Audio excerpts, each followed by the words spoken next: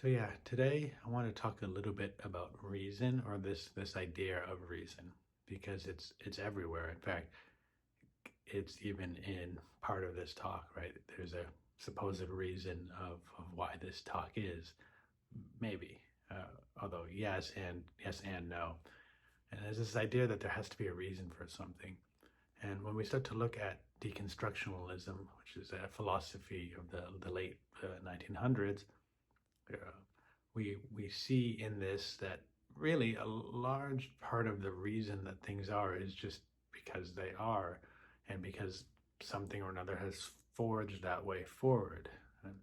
And it's not that there's an inherent reason to it. There's not a divine reason why it is. No, there is something got set into place, and at some other point, other phenomena came in and changed the course of that. But as far as the inherent reason, there really isn't one besides the reason of itself. And so when we start to look for what is the reason in things, we are simply looking at that reason from what we have taken to be until now, whatever we have learned to be until now, which is partly why two people can be in argument over the reason, is that they have different beliefs as to why, and they have different educations as to why, and they're just we are all just going about our beliefs as to what we have taken to be true or what we have learned to be true until now.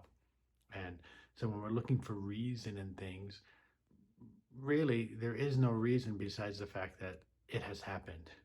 That really becomes it. Every other thing you can find, you can go into minute details and say, well, this happened because of this, what happened because of this, happened because of this. But at some point, it's going to just keep unraveling. And most of that is actually unseen, right? There's so many things that are going on that we take all these little pieces and we end up getting a mass picture, and we take the mass picture as it, but we're missing all the little pieces. So we don't really understand the meta concept because what we understand is a picture of, is a composite of, but we're missing all the pieces that make it. There's no way we can know all the little pieces, and because we don't know all the pieces, we're doing a lot of assuming. There's a lot of assumption into what becomes our meta principle, and that meta uh, thing is still just an amalgamation of, right? And again, because we don't know, we're putting this together. So we have this thing that we take to be, but it's really a thing that we kind of take to be because we don't fully understand all of it, and we can't, and that would be incredibly scary. And to actually also admit that we don't really understand at first will be incredibly scary until it's not, until we start to see, oh yeah, of course we're not. And I'm living basically in a percentileness of accepting things as they are because that's how they've come to be and that's how I understand them to be, but that may not be how they actually are.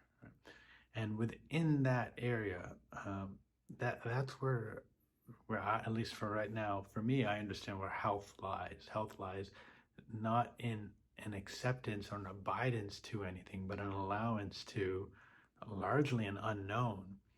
And it's not that we are thrown into an abyss, into a deep area where everything is unknown. We're somewhere in between a complete unknown and a complete known, and we're swimming in that. And that, to me, is health. That is, in fact, I would even say that's yoga, of which we're in balance. We are not trying, nor are we giving up. We're just in this beautiful sea of life.